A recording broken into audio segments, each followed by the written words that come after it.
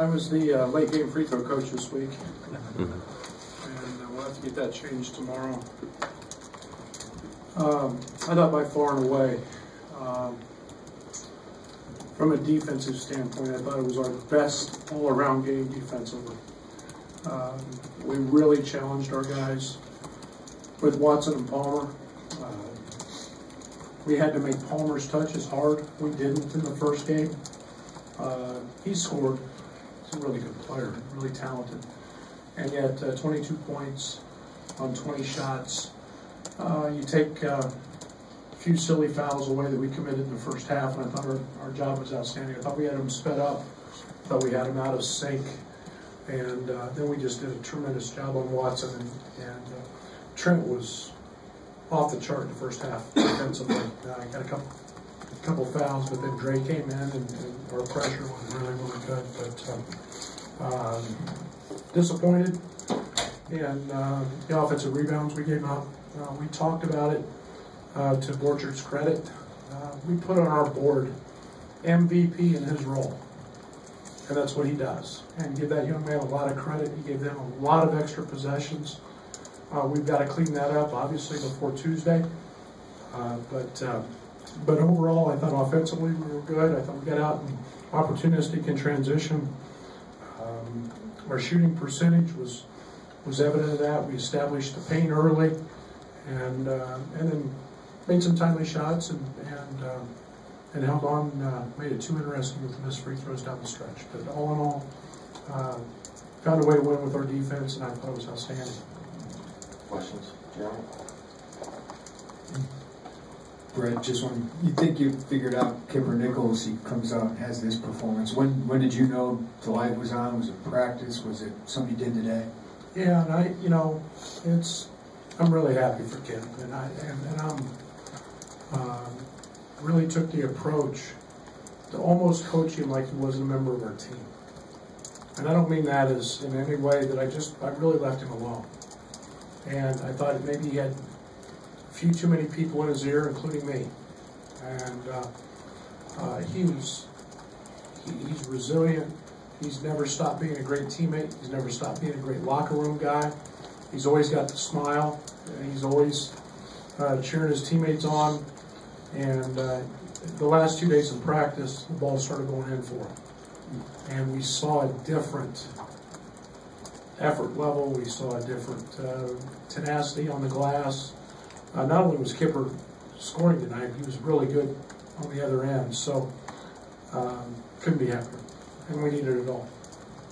Last Saturday, you get a great performance from Tevion. Today, you get a great performance from Kipper from that position.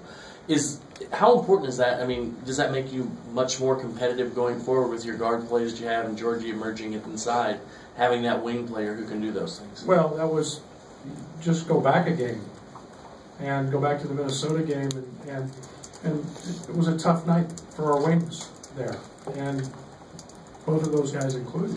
And those guys are very, very capable of having big nights and being very productive. DeMonte does his role, and I mean he plays his role. His job early on Palmer was fantastic. That won't even be talked about by you guys. It's talked about in our locker room a lot because he made his touches really, really hard. And but when we get production offensively, yeah, that helps Iowa. It helps Trent. It opens the floor. We can play with a different speed and pace. And then we expected a double team on Georgie. Couldn't get it because of those guys making shots, and they jumped in zone, and we were able to really get the ball wherever we wanted. So that helps. Coach, you got your third conference win today. Same point of the season last year. You had two. How would you assess this team after this last month of conference play? It's not. I got to be careful because I don't want to say anything in a negative light about last year, but we're light years ahead in terms of our locker room, our competitive spirit and fire. I love the way these guys, when we went an hour and 15 minutes today, tape, dress, ready to roll and shoot around, and I mean these guys are eager, and our mistakes are a lot of youthful, inexperienced mistakes, but I think we're growing. I think we see it every day when you see a Tevian, when you see it, an Allen, when you see a guy like Kipper who's been struggling to come back, and and obviously Iowa and Georgia have proven that they can do it against the best in the country. Brad, Is this the Kipper you thought you were getting at the beginning of the year, and how does that change your dynamic of your team? We'll see. It just adds to it. Kipper was a guy who was not real consistent last year, and we wanted that. We needed Kipper to be consistent. We knew that was at a position that we were going to be young. Not having Adonis early. We knew Georgie was going to have to play a lot of 5, and there was going to be some situations when Kipper was going to have to move around a little bit. But I'm not looking too much in the past now. I'm looking ahead with him and what he can make our team. There's a lot of versatility there. Now we're starting to see Tevian back with his sea legs under him. He's still making a freshman mistake on a free throw block out and does some of those things. But Kipper definitely helps our dynamic. I mean, in the last 5 games, he only attempted 2 shots, and there were times where it didn't look like he was even maybe looking to score. Just was there a different confidence about him? Did making that turnaround early help? Or?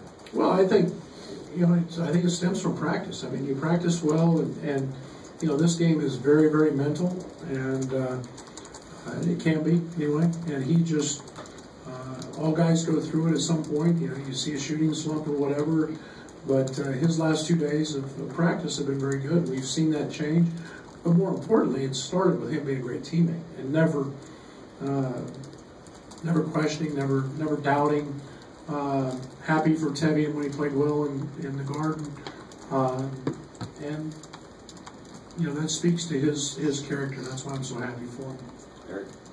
Just coming into this game, did you feel like you might have to put Kip at the 5? Tim mentioned that he thought you might have done that for pick and pop situations, or was that kind of just foul trouble with Georgie? Well, Kip can play there and cause a lot of matchups and a lot of matchup problems. We ran 2 or 3 sets. Kipper's a guy I like to scheme a lot with, and based on their matchup, and we ran a lot of stuff where he 2-man game, we popped him, he got a clean look. We ran a couple actions to him, he got a clean look, and then we ran a post-up play to him. So he's a guy that gives us versatility, and it's all based on matchups, and he can be pretty effective in those. back here. Adonis is the only guy who shot more than 50% from the line today. But other than that, what else did he bring today? Well, he gives us physicality, and there's no doubt about that. I mean, you start having to slam bodies with 270 pounds every trip, and he's a low post presence. We're going to try to take advantage of him when he's there.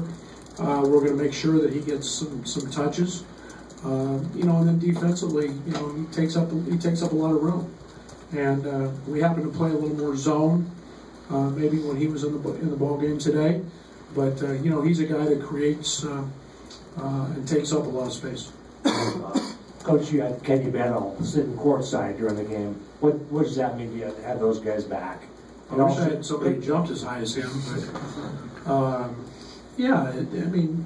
but that team was really special, and I've always said that the best part about Illinois is we're the 11th ranked program in the history of college basketball. That means you have great players, and we want those guys to feel like that Champaign, State Farm Center, this building, this is their home, and they can go out there in front of their fans and be recognized and remembered, and it's what makes Illinois basketball elite.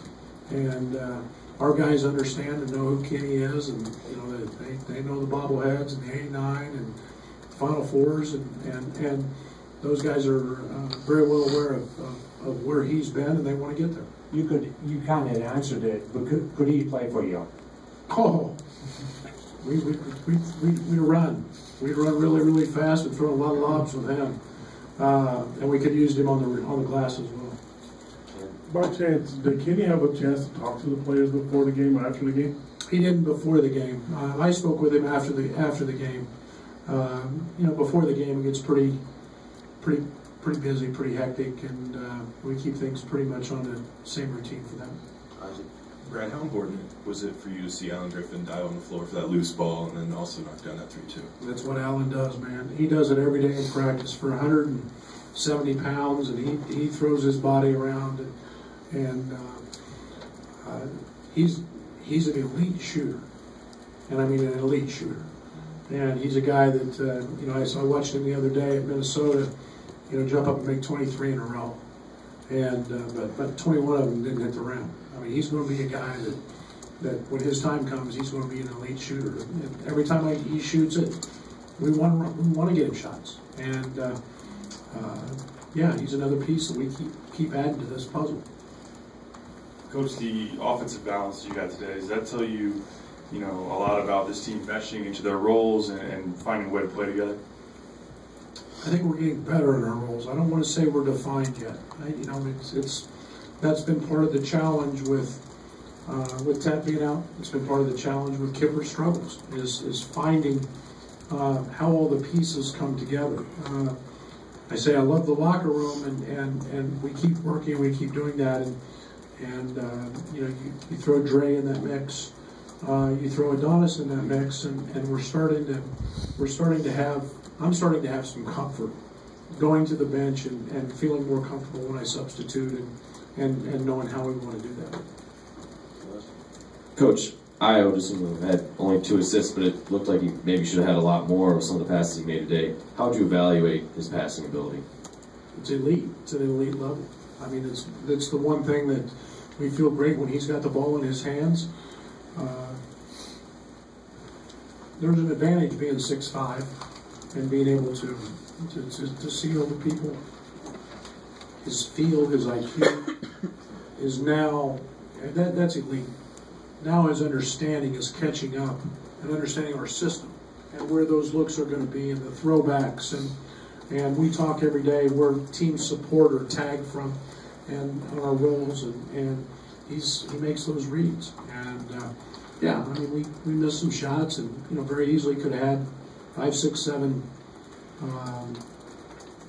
assists, but it's the reads that everybody fears. Coach, earlier in the season, Georgie had his mother come visit him, and today he has his brother for I think 10 days or so. What do you think it means for him just to have more family in the stands, just seeing him play? He's so proud. His brother's never been here, and he's so proud to have his brother here and get to see him play. And Georgie's so in love with this place and so excited. He couldn't wait to. He kept telling me, "Kids, I can't wait to show off Illinois and our campus and get to see him play." His brother's first words to me yesterday was, "Coach, it's really nice to meet you, and I'm embarrassed for his free throw shooting." So he said, "He goes, I'm going to get that handled." But no, it means a lot to me. Rob. Aaron Jordan plus 15, by far the biggest point differential for any Illini. Yeah, good day. When I thought Aaron defensively was as good. He started at a disadvantage from a size standpoint, but it was his job on Roby. They tried running a lot of offense through Roby today, and Aaron did a good job early. They didn't put him in a lot of post-ups, which we feared. That was attributed to our perimeter defense as well. But I thought Aaron was great and fought and competed. And I was very, very pleased with his day. Anything else? Thank you. Thanks, Brad.